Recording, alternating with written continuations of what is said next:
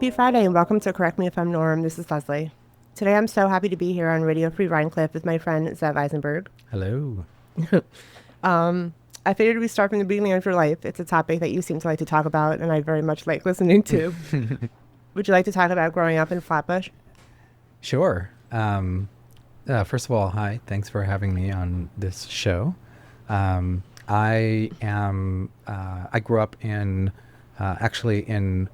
kind of moved around to a few different places, but I grew up ultra-Orthodox, which is interesting, I guess, to people that didn't grow up ultra-Orthodox. Very interesting. And let's see, I was born in a family of 8. I have, seven siblings, and I was actually born in New Jersey, in Long Branch, New Jersey, and moved to Philadelphia for a couple of years. And then I lived in Muncie, which is in Rockland County, god-awful place. And thankfully, my parents decided to move to Flatbush. And that's really when my life started, I would say, as soon as I left that place. And I'm not really sure, where should I start? Just anywhere. Yeah, I love, every time you bring it up, I love hearing about it. And I feel like, I don't know, just everything. Okay. Or whenever you feel like telling us. Sure. Let me think. I mean, just to give it some structure. Well, for example, I know this is not the beginning, but I was telling Jen the other night about how you were talking about that chicken story. And I don't know what holiday it was, but I'm like so fascinated with that story. I've told so many people. Oh, really? Okay. Well, so that's not really my upbringing. That's just one of the many Jewish holidays that are fascinating and ridiculous when you speak about it. But also, half my family still does it, so I can't be too. I don't think they'll listen to the podcast. So yeah, I mean, okay. I think we'll probably be able to stop along the way at some of those interesting things, but I guess just to give it some structure. So I moved to Flatbush when I was about 11 years old, and by then there were already more kids growing up in the house. So, looking a little bit older than I was, I pretty much had free reign to do whatever I wanted, which meant going on the train to 42nd Street in New York City and exploring all kinds of seedy things that aren't there anymore, and shoplifting and all the stuff you do on your kids, I guess. But actually, I'd say just remind me of a funny story about growing up in Muncie, which is about 45 minutes outside of New York City. And my younger brother was, I think, like 3 or 4 years old. Did I tell you the story? No, this one? So. Okay. But I can't wait. This is just to give the listeners an idea of how ridiculously insular this community is. So my mother took him to the bank, and he looked up at my mother and said, "Mom, why is her hand black?" And she leaned over the counter and she said, "Dear, the rest of me is black too." This is like 25 years ago, 45 minutes outside of New York City. Anyway. Oh my God. Wow. But my grandfather actually started a school there that had 200 boys, and it was ultra Orthodox. And I went from being in Hebrew Academy, which was a mixed girls and boys, and in Philadelphia, which didn't have a really ultra Orthodox school. And I went to my grandfather's yeshiva, and I got there, and everyone was speaking a language I never heard before, which was Yiddish. and I thought you were going to say English for a second. Oh no, you could. So you are not allowed to speak English in the school, on school grounds. Again, this is 45 minutes outside of New York City in the late 80s. And you would get a big fat smack in your face if like one of the teachers or the rabbis heard you speaking oh my God. Speaking English. Yeah, you were not allowed to speak English. I learned Yiddish pretty quickly. You had to. And, I mean, this place was ridiculous. Yeah, it was just ridiculous, kind of just thinking about this. So one time, and just because you like stories, I'll tell you. I do. I love them. Now that I so put much. my head back in that school. So one time the door to my classroom burst open, and the principal, this huge rabbi, with a big white and black bushy beard, and and he says, he roars. He didn't speak. He roared, and he roared. He called two kids up to the front of the class, and he said, sometimes there's only one way to deal with things. And he really slowly, dramatically opens up, unbuttons his big black frock and unbuckles this huge cowhide belt. Oh my God. Leans this kid over the teacher's desk, the rabbi's desk. There wasn't no teachers. It was all rabbis, all male rabbis. There wasn't a single woman in the school. Oh, the cook. There was 200 boys, about 20 staff, men, and one Polish female cook. And he lays him over the desk and like pulls his pants down and just flogs him with this belt in front of like 30 boys. And everyone was unfazed because I guess I was, so I had this thing where I came from, my family was ultra Orthodox, but we came from Philadelphia, which was just didn't have that many, so I was around kids that had TVs in their house, which is of course what I did anytime I went over to their house, and so I just had like a little bit more of like a liberal sensibility just because I had been around that. Yeah.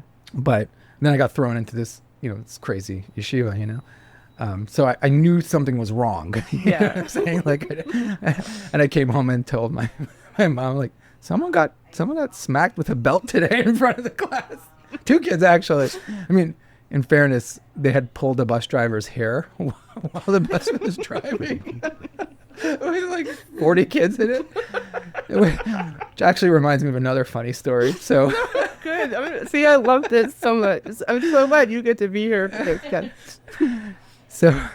So we're driving to school, and this is Muncie, so the houses are pretty spread out. So I've got like, my house is like the edge of town, which is now the center of town because of course it's sprawled out in every direction. So my bus ride was like a cool 25 minutes, and the bus driver listened to Howard Stern on full blast on the bus every single day. But the kids were so clueless that nobody even knew what they were talking about. And I came home one day and told my older sister, Sippy, who's amazing, who I'll send this podcast to, who would always be my go-to for anything I needed to know. She was just a little bit ahead of me, and and I said, who's Howard Stern? First I started asking her, what's a blowjob? I started asking her random things. And she says, where in God's name are you hearing this? I'm like, from on the bus. She says, what are they listening to on the next day? I said, Howard Stern. She said, what? Anyway. I love these little pieces that you were getting to, like 42nd Street and like the Howard Stern and like different things like that. But that was just reminding me of this school. It's so funny. Okay, I have one more funny story. Okay, no, I would like to. It's just funny, but now I'm thinking back and thinking to myself, this is so freaking ridiculous. But this was just normal. Okay, so and actually this thing I'm about to tell you happened in other schools I went to later in Brooklyn and Crown Heights. Yeah. So everyone was getting food aid, right? Because they're religious schools, so they can't get any handouts from the government. Although with Trump and what's happening now, I'm sure they'll figure out how to take money. But back then it was just, so the schools had to figure out how can we get as much out of the government taxpayers, which in fairness are also the residents of this town that can't, they pay a full tax and they have to pay private school on top of it. So they would get, food aid from the federal government. They would get busing was one thing that was allowed to be, given to the school. So once a year, the government would send inspectors to, to, I guess, count, right? To like just do some kind of check on, where the money's going or whatever. And so this was really funny because first of all, it was like noon, like you can't take off sick. Everyone needs to come to class on this day because we're getting counted and it's all about getting money. But they had two janitors and they would take sacks of flour and extra food that they hadn't used up yet and dump it into the creek, which ran behind the school because I guess, I don't know the mechanics of this, but they would come and if they saw that there was still like extra food stores, they would lower what they were giving them. So they would just like dump food in the creek and watch it wash away. It was the funniest thing. Just anyway. That's amazing. But and I think Jen, you grew up in Muncie too. I grew up in Spring Valley. Oh wow. Yeah, that's Muncie. Close enough. I grew up in Rockland County. Yeah. But it was before the hostile takeover. Okay. There was just a small news square. Right. So I am fascinated also because even though I'm Jewish, I'm not really familiar with the special ways of the others. Right. Yeah. That is funny. Yeah. Yeah, I have so many stories about that. I find it so fascinating. Like my parents were like not atheists, but just no religion whatsoever. And so yeah, I just love hearing what everybody else does, or did or. Yeah, I mean, yeah, I think ultra orthodox living is really fascinating, and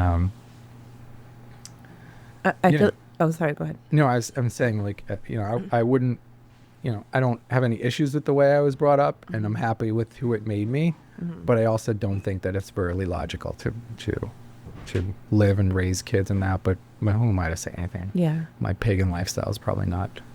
I'm sure people frown at that too, and DJing. And I was actually going to ask you. I was hoping for later, but in my little outline that I made. But I was hoping to ask, even though sometimes you joke about it, and sometimes you're like, "Wow, got out of there," like you must have taken some really amazing things from it. I mean, to be like who you are today, right? Yeah. Can you kind of piece what so. you did take, what you kept? So, I think now that I'm a little bit older, not that old, I'm a little bit older, I realize that, and I'm pretty sure of this now, is that there's just, the religion doesn't really change people, right? There's good people that are religious and not religious in any religion, right? And, so I feel like now I understand more that who I am and some of the traits that I like about myself are actually just from my parents and my family, and my upbringing. My parents are just really nice, kind people and raised us to be good. I don't think that's, in fact, like I feel like a good part of my life was trying to shake off the bad parts that I did get from the religion. So yeah, I think it's more just about who someone is as a person and not, because I know like a lot of religious people from all religions like to think that the religion makes them a better person, but I just don't see that kind of borne out in the evidence. There's like, there's just the same amount of thieves and crooks and backstabbers and all the shitty things that people do in the religious world and outside too. So yeah, I don't know that I really picked up anything. The one good thing that I think I got from it was having a lot of community. That was really important to me. That's what I was gonna say. And that was just felt like really natural. Even my community here now. Yeah, and also everything between. I mean, like the music community, like that your Marquee Hotel was bringing people together. Yeah, I think I got a good model of that. I got a good model of that in, the only difference was that the community was really insular, and it was like only, like the reason that the community, like who was in the community was basically whoever followed this cult, versus now community to me is much more about being more open, with open arms, and everyone is kind of welcome, and I like to see what comes in, and and maybe find something that everyone has in common, whether it's music or farming or whatever the other stuff that are that are around now. So maybe that's something that came from there as well. I was thinking that I have that in here also. I was just going to ask you. I don't know. It's kind of like a different subject because I was hoping we can go from like you leaving and moving and how you found your people basically over there and got into music. But also just wanted to say when I describe you to my friends, I always say what a positive person that you are, and just where did that come from? I think that came from my family too. Yeah, my father's very happy-go-lucky. He's been through a lot of adversity, and I think even just being born into this community or to that community, say, and being essentially forced to, I think about this. So my father had 8 children. My father-in-law had 8 children. I would say my father's education is probably similar to mine, which was like a 9th grade education, 10th grade maybe, because so much of what you do and all the time that you spend is studying Torah. Not so all the time you spend, you know. Mm-hmm. So just the thought of like, you know, being pushed out into the world to support a family of 8 children, Mm-hmm. you know, and just with, you know what I'm saying? Like they just really don't give you a really big toolbox to go out there. So just like, you know, and then on top of that, you have the pressures that are unimaginable to us. You have all these kids, you have private tuition for every single one of them, right? Because you can't put, you know, you have kosher food, which is more expensive than regular food. You have, you know, clothes like, you know, weekday clothes and holiday clothes and stuff. So it's just it's so much work, you know. Yeah. But he's always been positive. Plus, like his choices so you know what he ended up doing for his career, which was real estate. He did a lot of real estate, and he's also been very entrepreneurial. And that real estate, as you know, Leslie, is very boom and bust. So, you know, so it's just like, it's a lot, but he always was very positive. My grandfather was like that too. My mother was very positive, or is very positive too, and upbeat. And the two of them together really sheltered us from a lot of, you know, how like some people tell their kids everything that's going on. Yeah. I knew nothing, you know, yeah, that's like really nice. Nothing. Like I never, ever saw them argue with each other. Mm-hmm. And then I left the house when I was 13, but from 0 to 13, I never saw them argue. They never fight with each other in front of us anyway. Yeah. I'm sure it happened behind closed doors, but I always liked that. I thought that's really cool. So I just didn't have like a violent temper, for example. I didn't have any of that stuff. I didn't see any of that, but I did see it was just like a lot of positivity and love. And even though there was a bunch of us in the house, there was always, you know, it was always a really sweet and loving environment. So that's really I think cool. that's where I got that from. That's awesome. Yeah. All right, can you tell us when you, I know you told a few people the other night, when you left, you were in Israel and you left school, right? And you went to, was it Germany? No. Germany, I went through my music career. Oh, okay. So I left, so I was, I mean, just to, you know, I never really got the religion. Do you know what I'm saying? I never really had to leave because I was never really into it. You know, luckily, like I said, I live in Philadelphia, so I got a glimpse of TV, which was all I needed to see. I needed like 5 minutes through the looking glass to see that where I lived and where I was not where I wanted to be, and that there was something else out there besides this world that I was in, you know? So from a really, really young age, I was very aware that, you know, this wasn't for me.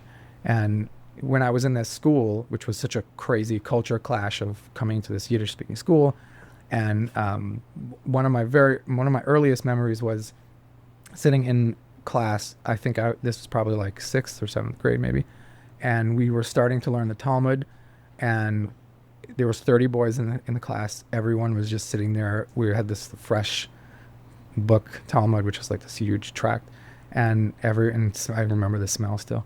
And we were so excited because the big boys learned the Talmud, and like, you know, now you're a big boy, you're going to learn the Talmud. And the rabbi starts pacing the room and singing in a little sing-song voice, singing, you know, like a passage in Aramaic, which is the Talmud's written in Aramaic, and then translating it to Yiddish. And the tract was about Yom Kippur, the High Holy Day, when the high priest would be preparing for months in advance to go into the inner chamber of the Holy of Holies, which only he was allowed to go to. And he needed to prepare really carefully because if he had one impure thought, he would drop dead on the spot because he was in such a holy place. So they would take a chain and tie it to his leg, because if he died, nobody else could go in there because he was the only one that was authorized to go into the inner Holy of Holies on the Temple Mount. So, you know, this tract is basically starts 2 or 3 months before the high priest is preparing to do all this stuff. And, you know, and I just remember looking up from the thing and looking around the classroom and thinking to myself, oh my gosh, these people are such idiots. Like, there's no way this is true. Zero. This never happened.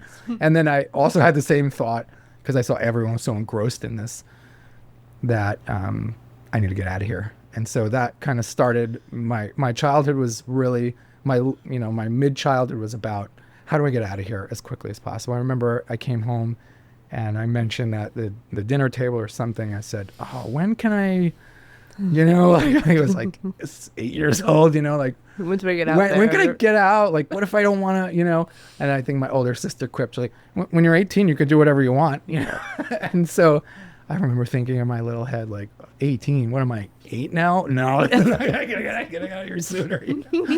So I was kind of on this mission to get out, Yeah. And I went to boarding school when I was 13, which is very common because you need space in the house for the new kids that are coming in. So I went to boarding school when I was 13, and thankfully my parents put me in a school for misfits, Orthodox misfits. Nice. So I learned how to smoke, I learned how to shoplift, all the things good that stuff. you need That you for need to later. get it right later in life. And so, so that was in Canada, in Ottawa, which was really funny. So I was there for a year, and then after that, I don't remember exactly how it happened, but my father proposed that I go to Israel. And I love this idea because Israel is really far away. I had been there once before. My parents had taken us all on a trip there. And I was like, this is great. This is going to be my exit strategy. I'm going to go to Israel. I'll be super far away, and then I'll be out, which is essentially what happened. So I went there. I went when I was about 15 years old. I went to this rabbinical school in Bnei Brak, which is one of the most Orthodox towns or cities in Israel. It's so Orthodox that they actually chain the street closed on the entrance and exits to the city because nobody's allowed to drive on Sabbath. So basically, but also it's a dump, and it's like a really, really sad place to see, and so I went there to the school, and I was there for a couple of months, and I think I decided to try one last time to really, really, like, just in case I was wrong, and so I woke up at 5:30 in the morning, and I went to the mikveh, which is the ritual bath, and I studied and I just studied the Torah, and it was really good. And then a few weeks passed, and I was like, this sucks. And basically the school had a branch in Jerusalem, which was about an hour away from there. And so I told the Bnei Brak people I was going to Jerusalem, told the Jerusalem people I was in Bnei Brak, and went to Jerusalem where I, started partying and, discovered music and all that kind of stuff. And Was your life immediately afterwards what you thought it would be when you wanted to get out? Like, pretty much, probably, right? yeah, I mean, I was so far away from my family. I had a call with, I would call and speak to, I was very close to my dad always, but I speak to my mom, once a month or something like that. And Israel at the time, it's in the late 90s, was really, I guess it was considered safe. You just, the whole country was safe. You could throw your kids there and you're all right. You don't have to worry about them. And, and Jerusalem just had a couple of thousand kids, between the ages of, I was a bit younger than most, between, let's say, 18 and 20, 16, 17 and 20, whose parents had sent them there to study, but we were just getting ripped at night and just drinking and partying, and drugs were flowing in from Europe, and it was amazing. So it was a really exciting time, and but I was still I was making my way out, and that happened pretty quickly. So, yeah, that's where I left, and I would say probably about 16 years old is when I fully disconnected from. Wow. Yeah. And I was gonna ask you. I want to know, so you were kind of, I know you had sometimes you could watch TV or you kind of know what was going on, but how did you get into music after not having had any kind of access to, regular music? Sure. Yeah. So I skipped. So I loved music. I was very into it, but all I had around me was Jewish music or Orthodox music, which is awful. It's all men because you can't hear a woman sing or you disintegrate or something. So it was all just male. And for women's voices, they used to use kids. So there was boys choirs, because young boys have kind of, higher voices. It's messed up. Okay. So that was, so I liked the music, but I always knew that it wasn't, it wasn't that interesting. And pop music and radio music was we didn't hear any of it, you know. And but I was in summer camp upstate when I was probably 11, and I bought a little radio, like a tiny little FM radio that was attached to earbuds, and then every single night when I would go to sleep with, like, just listening to, you know, Celine Dion or whatever, Whitney Houston or whatever was on the radio at the time. And this was in the Catskills. Yeah. That was how I first Celine got Dion was introduction. not what I was expecting. You know, whatever was on the radio, I don't know. And Whitney Houston, I remember, and Michael Jackson, you know, just like pop music. Yeah. So I liked it. I liked music, and you know, but there's also no music course in Orthodox schools. The Orthodox men are rabbis. That's what you do. Yeah. You know, there's nothing else. There's no music course you can go to. There's no sports track. It's the rabbi, or rabbi. That's But like, how those can are everybody options. be a rabbi? Then no one would be in the. I mean, you know, that's what happens, is that you study to become a rabbi, and then maybe you are a rabbi for a few years after, and then you have to just kind of, you know, make your way into some other job or something. Like my father. My father was a rabbi, and then you know, he got assigned to go be an emissary in Philadelphia, and then realized, I don't want to be a rabbi because I'm not making money, and you know, and then he got kind of sidestepped into real estate. No, that's the point of it. It's not a very well thought out system. You know? So I liked the music, and then when I got to Israel, the first music that I got into was just kind of what was playing in the bars and stuff. So it still didn't really connect or speak to me.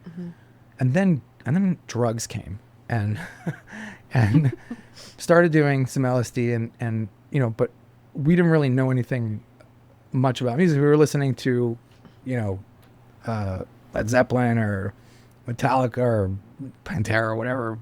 Yeah. It's not what you're supposed to be listening to on LSD. We just didn't know any better, you know.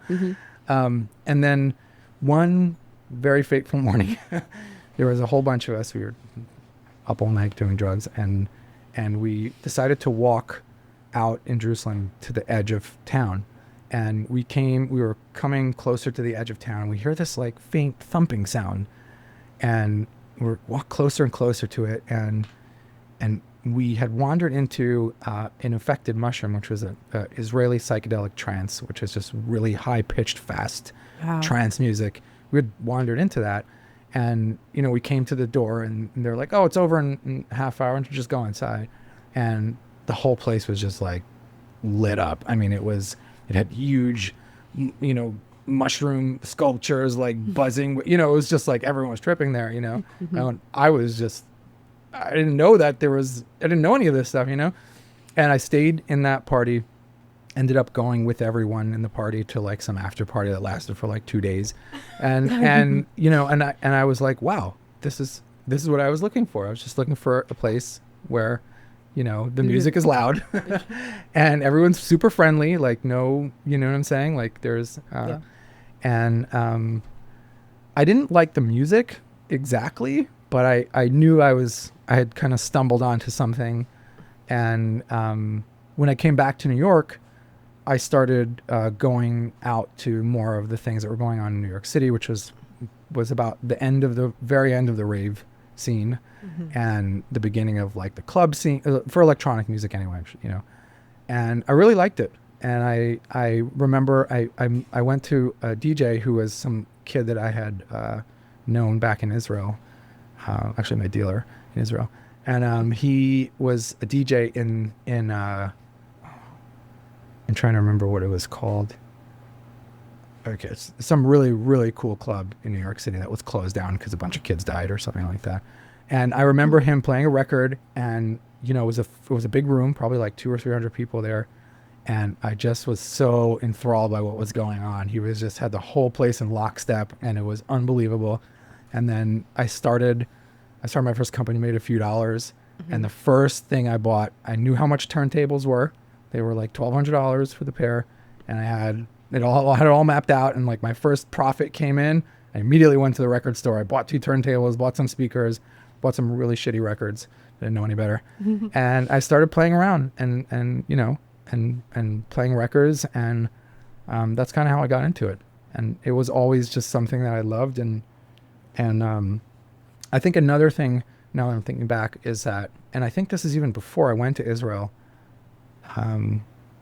Actually, no, this is after I went to Israel. I kind of found my way into these internet groups and got into some really cool underground parties in New York, but like nothing fancy, but just super grimy, you know, Warehouses. and warehouse. Yeah. Like, you know, Dumbo and I just really liked how diverse the crowd was. Mm-hmm. So everyone it was all weirdos, you know, like nobody cool. And like, I mean, just like well put together. Everyone was like offbeat and like, you know, so right away I felt at home. And, you know, and you can just talk to anyone, you know what I'm saying? Mm-hmm. Like it's kind of like that now too, you know, but you know, you go to a good music party and just like everyone likes the music together. That's kind of what brought everyone together. So you just get this randomness. And I just loved that. I liked how open and welcoming it was. And I felt pretty quickly like I'm going to figure out how to, you know, work in this world. That was the most interesting thing I had seen, you know, to date, as far as communities outside the community I grew up in.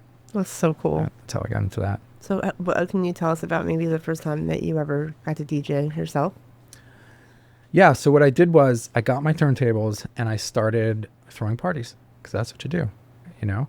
I mean, either you can try to play at people's parties or you can do your own thing. And so I was still kind of had one foot in the Orthodox community and one foot out. Mm-hmm. I wasn't Orthodox, but my friends all were. So first I started putting together parties for, you know, for kind of that crowd that I was in. My first party I ever did was New Year's 2000. Wow. Actually, yeah, it was. I remember that night. Yeah, Mm-hmm. it was I think New Year's turned out to be on like a Friday night, and so a lot of the crowd couldn't get out on Friday night because, you know, they lived in the community. So I came up with this idea to rent a hotel in Seaside Heights, New Jersey, and then we can all party on New Year's. So anyway, it was a lot of fun, but pretty soon thereafter I realized that I wanted a cooler crowd. So I ditched that crowd and I started to put together my own crowd, you know, and that's about when I met Gotti, my music partner for 20 years. And is this when you started the Marcy Hotel? Or that's later? A bit later. So I met Gotti in 2001 or 2, right after I had lived in LA briefly. And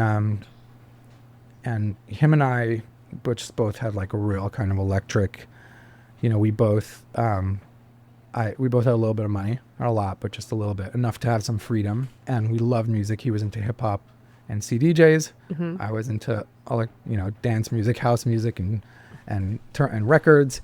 And we kind of vibed on this vision of just like playing music. Like we're like, we don't know how to do this for a living, but that's what we want to do, you know?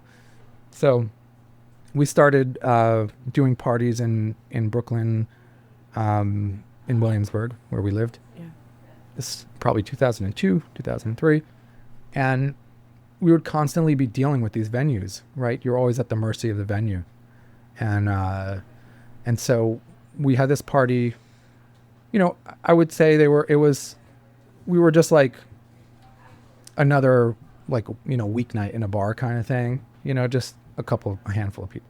All we would get all dressed up. We would have all our music ready. We would, you know, make little flyers and put them out. And then like our one friend would show up, you know, like, but we didn't care. So you're young and you don't care, you know, just try again the next week. And then 2 people showed up and then 4 people showed up, kind of thing. In fact, my mailing list, which I have for Wolf and Lamb, which is probably 30,000 people on it, the first 100 people are all people that I met personally. And I was like, oh, you should come to my party. And I wrote their name down and their email address in my little book, you know, and then kind of grew from there. But we just kept on having issues with these venues. As soon as like our party would become popular enough, then they would try to shake us down for like something, because, you know, they thought it had something to do with their venue and not us promoting it. So one day we were doing this party, and one of my friends who was doing real estate in Williamsburg came in with this huge ring of keys. He's like, guys, I have this place down the block. You got to see it. And so, you know, someone else was playing. We took a walk during one of our parties, and he took us to this 2,500 square foot machine shop, totally trashed, just like the previous, had some artists living in it for years. And we decided to sign a lease and open a venue. And that became the Marcy Hotel. It's a really funny story, actually, just because of the times. But so, I always did web stuff, design and things like that. That was always like my backup, career and how I made money. And at the time I was designing a website for the Trump Tower in Philadelphia. And it never got built, of course, just another Trump scam. They probably built a bunch of investors out of money. But, I got the job to build a website, and we didn't really have any name or concept for this venue. And one day Gotti was like, he saw me working on this Trump thing, and it was so over the top, just like with big, cursive letters and just trying to look expensive and look fancy and luxury. And you remember back then, the Trump image and style was super cheesy, Yeah. So he said, why don't we just like copy this and make this fake hotel in Williamsburg? And that's how it was on Marcy Avenue. So it became the Marcy Hotel. And so that's what I did. I made this really cool website and brand for the Marcy Hotel. And it looked like, because I really did these things, it really looked like a hotel. And that just became like a really funny thing, because as it became more popular and people would literally fly from the UK to just come to a show there, and they would be looking for this gleaming tower, but it really was just like this ratty corner was spray painted up windows. And like we heard stories of people circling in a cab for like hours trying to find this place. And then the door would open up because someone was coming out, and they would just hear like a whoosh of music, and then the door would close right away, and they'd come banging on the door like, is this the Marcy Hotel? Anyway, just funny. And then we realized it was a riot, and we lived there too. We actually lived there. We had 2 bedrooms in the back of the club. So funny. And yeah, that was really fun. And it was just, I loved it. It was just like a really fun space. I was really into the sound, and we were open whenever we felt like it. It's like we had no hours, and we could be open like 4 weekends in a row, and then we'd be closed for like a month and a half, And so it was, I think all of that, we weren't trying to do that on purpose. It's just how it was. We were doing other things, or if we had a good guest, we would do a show, you know what I'm saying? It's kind of how it was. But then it made people crazy. They're just like, what, you missed it? You just had it. Nobody told you about it? Like, so it's funny thing. And then at some point we made these key cards, these black like room key cards. Oh, wow. And we gave them to people we liked. And so as the place became more popular, and sometimes there was a line around the corner, or just, if you had a key card, you could flash it at the security and they would let you in with like 7 people, and all these people from the city were just like, my friends would do the door, and, like there was no actual price to get in. So it depended like how douchey you looked. So if you came out of like a black car, like they were just like, the theory was that just like, okay, since we need these like not cool people to help subsidize this place, like let's let all the cool people in, so like, oh, I don't have any money, I'm kind of an artist, and all right, come on in. And like the next people like $200, $200, like, sorry, rules are rules. Like, yeah, and even to this day, I have like whatever new friends that kind of come into our community, and they're just like, oh, I've been to the Marcy Hotel. They come up to one of my friends who, and they're like, I remember you, Yeah, and how much like, sorry, don't. How much did you pay to get in? Exactly. That's amazing. Yeah, that place is really a riot. That's so cool. I wish I could have been there. So well, like all of the things I do now kind of have that spirit, keep it alive. Mm-hmm.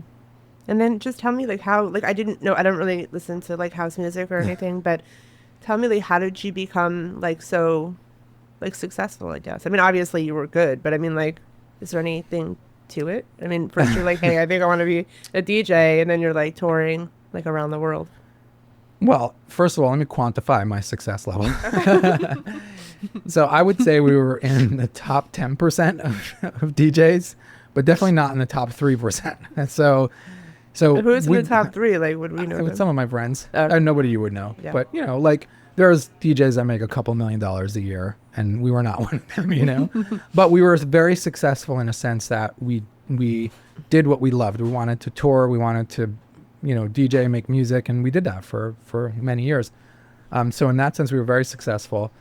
I think the key to it was a few things. First of all, this Marcy space was very instrumental in the whole thing, because what ended up happening was initially like I said, we had a little bit of money, so we didn't need the place to make money, and we lived there. So we paid rent there, like we lived there, So it was free in the beginning. And so that helped build a lot of popularity. And then it became $5 and then $10 and then $200, depending on who you were. So we had like this really cool crowd that, that grew along with us. And Burning Man also, we were there very early on.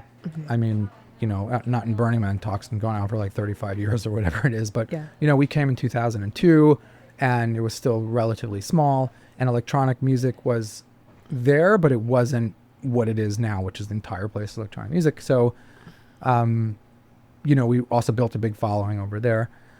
But the Marcy ended up being instrumental because we would invite people to do a party there, and they would just be blown away because they had never seen, even though they were touring DJs themselves, there was just some magic there that they didn't feel or experience. And if you got a good party, then it was really, really special. So it became a hot ticket. If people were like, can I come play at the Marcy? And we started becoming very selective about who, and so we ended up getting really big bookings, and we didn't pay anyone. We would pay people a couple $100 and let them sleep on the couch, kind of thing, like that was, and we'd buy them dinner, buy them a nice dinner. So I think we've traced this back, but basically what happened was we had this group come from the UK that was blowing up themselves, and they wanted to do a video podcast, which was like a thing for a little bit. And so they brought a producer, and it happened to be like a banging party. And this amazing video producer just did the most incredible video of it, and it went nuts. And all of a sudden, everyone in the UK started trying to come and book things, and and then we started getting invited out to places. So really, the demise of the Marcy was its success, because we started being out every weekend DJing in different places, and we just made a lot of friends who were themselves blowing up at the time in the scene. So that's kind of, and I say, like, we worked really hard, and Gotti's an absolute genius at marketing and that stuff, and I'm good with the business end of things, and so we worked really hard, and we were very focused on that. But there's a lot of people who work hard and were much better musicians than us, and they did not succeed. But I think that's kind of a big part of it. And the other thing is that we used to do everything. So we did a record label ourselves. We were booking our own shows until we got Nijing, So I think that was another part of it, is that we curated the whole experience. And as our label and our kind of crew grew, we would do our own events and festivals all over the world, and they would just, gather bigger and bigger crowds. And, I think we peaked in 2013 or so, 12 or 13, and then it was all downhill. So neat. Yeah. Well, then we just got tired. Okay. Is there anything else you want to talk about with that, or should we shift gears? I figured maybe we would talk about Hudson Modern. Sure, that's where I know you from. Which is where I met you. And I don't even know if it was 2018 or 2019. It doesn't really matter. I know it was about COVID. Yeah, it was about then. Mm-hmm. And I remember, one thing I do remember is you weren't there when I started, because you were in Miami. And so I worked there alone, or with Shane. And people would come in all the time and be like, have you met Zev yet? Like, all the time. And I'd be like, no, like, I haven't met Zev. And there was a picture of you on the wall on I remember sailboat. That yeah. And I remember thinking, who the fuck is this guy? He hired me remotely. Such a build up. Anyway. Crashing down. Yeah, and I also remember feeling that way about Sean, too. You would always be like, Sean Nutley, all the time. And I'd be like, who is this person that everyone likes so much? Yeah. And then I met him, and I'm like, oh, okay. He's the best. Now I get it. And you were hanging out with him last night. Mm-hmm. Were you? Or Yeah. was it 2 nights? Yeah. ago? For some reason, every Monday night I hang out with Sean, which is the worst way to start the week. Because every time when I call him at 9:30 to harass him, he's like, "Oh, Leslie just left," so that's how I know. Yeah. Oh my God. So dumb. Oh well. Anyway, So how did I get into that? Well, and I also remember Yeah. also when I first met you, it was the big thing, or before I met you, everybody would say, "Oh, he's got like, he started all these companies. He's got like 20 companies or something." And I'm like, Jesus Christ. So if you want to talk about that too, like whatever you want. well, I guess I'll tell you. So in 2018, Gotti and I and some friends had bought this property, here in Milan. Right. But every summer we didn't live there year round. It was kind of a summer property. Yeah. But every summer we would be on tour. And so in 2018, I don't know, we just looked at each other and like, this is kind of stupid. We've been working so hard to buy this property, and in between the shows and the weekends, I would be there, cutting down trees and, digging holes and like just, enjoying the property. But then we would be gone most of the summer and making everyone else's summer, and being performers for everyone else. So why don't we take the summer off? It was 2018. Let's just enjoy this place, take off for a second. So we took off for the summer, and it was amazing, and we really enjoyed ourselves. And then the winter came around, and our agent was like, she was, let's go. What's going on? We're doing a fall tour, like what's happening? And we're like, I don't know. We're kind of enjoying this not touring. I mean, we had been touring for probably 12 or 13 years at that point. Every summer. Every summer and winter and fall and spring. We were doing 40 weekends a year. Like, you're a performer. Like, that's just what you do, That's crazy. It was nuts. And we were just exhausted and tired. So we ended up basically, semi-retiring from that whole thing. And then I was like, what do I do with myself now? Had the web, branding stuff. I was doing that kind of lightly on the side.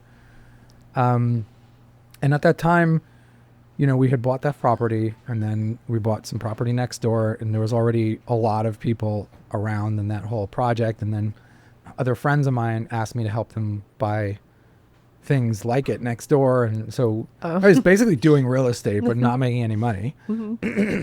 And so I thought, this makes sense. Why don't I just do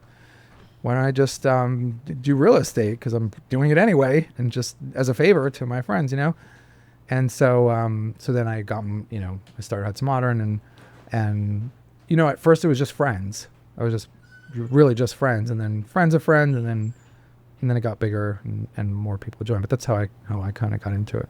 Yeah, that's cool.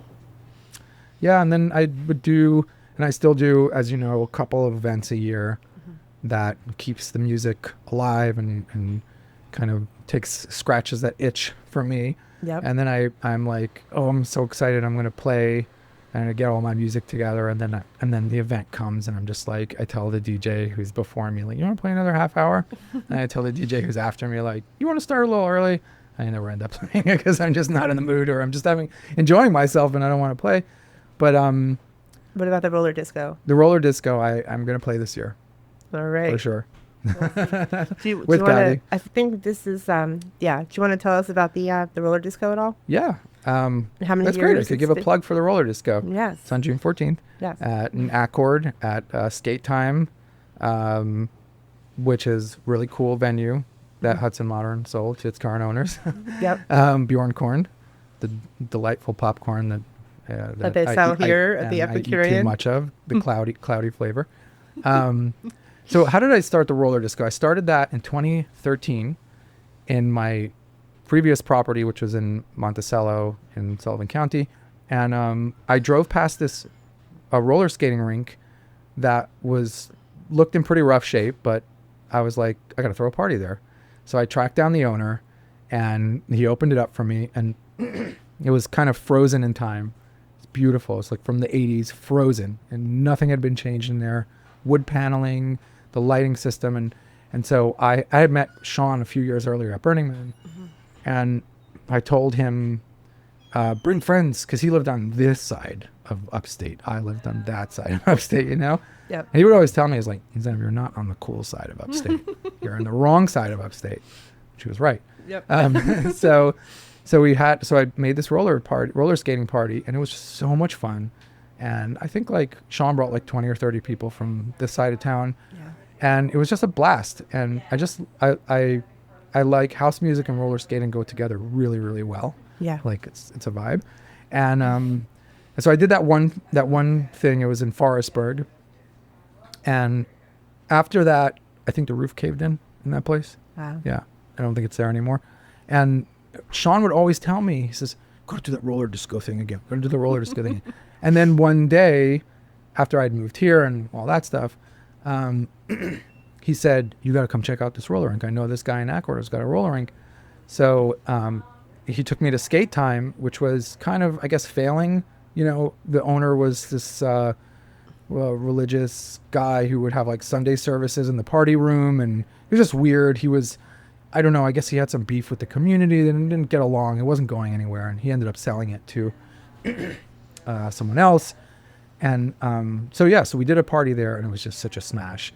So I love how that place is a time capsule. that place is really, really special. Yeah. And so we ended up doing the first one there with this first owner who built the place.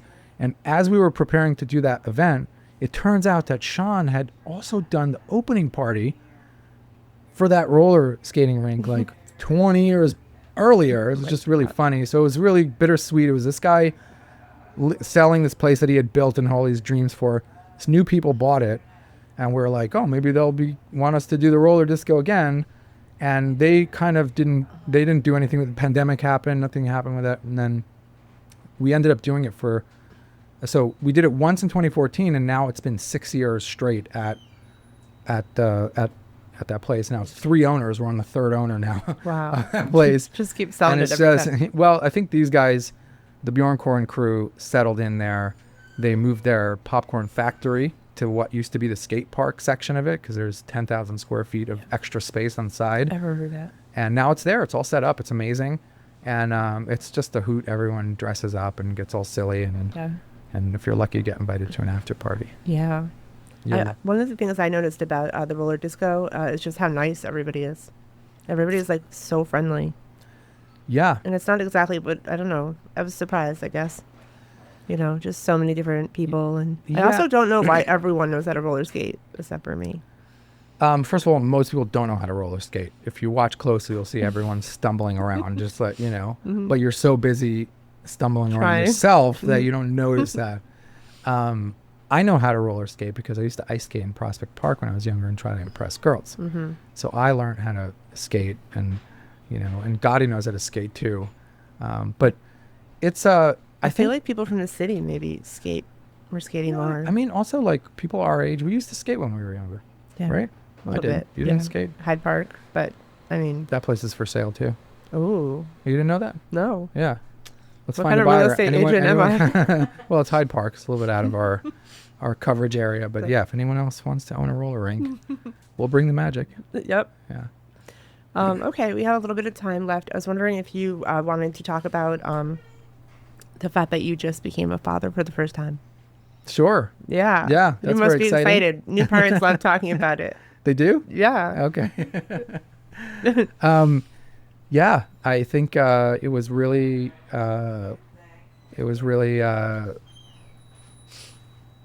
everything that all the good things that everyone, it was all cracked up to be. Well, first of all, I'm 5 months and 2 weeks in, so I don't know how prudent it is for me to speak yet, you know.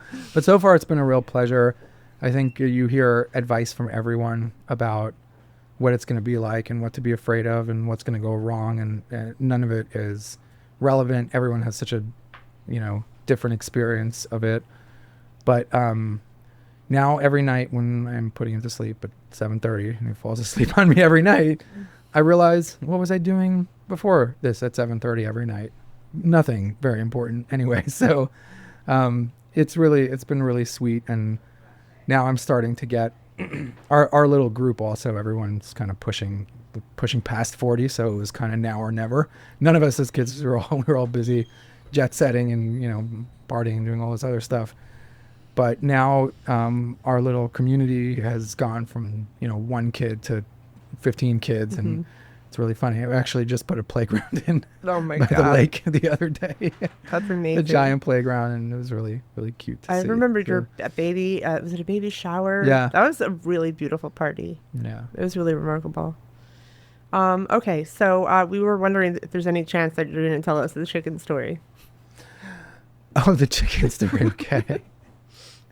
And also what holiday? I mean, if you don't mind. Sure. No, this is not private information. Okay. If you lived anywhere in and around any Orthodox communities growing up, you will have seen this shenanigan. But on in the time between Rosh Hashanah and Yom Kippur, which is the high holidays, and as you know, Yom Kippur is when the Day of Atonement. Okay. You didn't know that? I know that I've heard stories where they have like a synagogue has like movable walls or something, and they have to make it bigger for that day because that's the day that everybody shows up. Yeah. Is that Yeah, true? that I makes think sense. that No, maybe that's the day. Like if you're Jewish and you're going to show up for anything, that's the That's day the that you day. show up for. I don't know why, because that's the most depressing day when you're just. It's basically when you you're supposed to atone for your sins, and when you're an Orthodox Jew, everything is a sin pretty much. So everyone is unloading, and you beat your heart, and and you fast for 24 hours, and Are people crying? people cry. Yeah, it's a sad setup. I would really kind of like to see that for some reason. Yeah, you know what? You can come to it. Just say Yeah. your mother's Jewish. You just found out your mother's Jewish. That's the trick. If anyone wants to get into any Jewish things, you want to experience some of the things I talked about, just go to any Chabad center. There's one in Rhinebeck, and just tell them you just found out your mother's Jewish. Okay. All those are the magic words, and you will be taken in with such love and kindness, and you'll get the front row ticket to anything. But that's not the story I'm saying. I'm gonna do that. Yeah.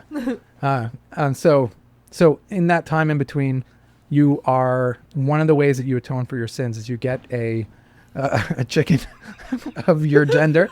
Wait, is a chicken a male or a female? How does I that work? love this so much. Is a chicken and a rooster? What is it? Oh It's yeah, yeah.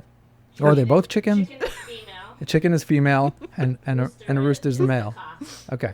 So men get a rooster, and women get the chickens, and so my father would, by that time there were 6 kids and 2 adults, so that's 8, and it was about split. So my father would go at like 5:30 in the morning to this place that was a truck would park in the in the street somewhere, and 2 trucks, and they were just filled with chickens, and you would get 4 chickens, 4 roosters, and then you sit down on a chair, and your father picks up the chicken by its wings and swings it around your head in a circle. I'm not joking. Just go Google the Yom Kippur Rosh Hashanah chicken. You'll see it. Okay. And then you swing it around and you mumble some stuff, and then I guess the chicken gets all your sins and you get to go away scot-free. But then after they swing the chicken around, it's used because now it's filled with sin. So they put it back in another box so that the next kid can get a fresh chicken. So you don't want to do it. So then, and then my father would stuff them back into the box, squawking and shitting and like. Oh my funny. god. And then you take it to this Rosh Hashanah chicken processing area, which was like, it's maybe it was like in a synagogue, in Muncie it was like in a synagogue backyard or something like that. And in Brooklyn, it's in the freaking street, just somewhere in, there's a couple of locations, and it's just a tent, and they're just taking these chickens and slaughtering them, and there's just blood running down the side of the street. It is disgusting. It is completely unhygienic. Probably illegal if it wasn't Jews doing it, and like if some West Indians were running that, oxtail factory in the street, it would get shut down. But anyway, it's been going on forever, and I just remember that, and I think I was telling you this awful anecdote I remember, which is the yellow traffic cones turned upside down, and they were using they would slaughter the chicken and throw it upside down into the traffic cone because they were just using it as a funnel. It was disgusting. Oh my god. I don't know why you brought that story up to end on, but sure. I love the chicken story. All right. Well, I guess that's our time. So thank you so much for coming, Zev. You are so welcome. This is lovely.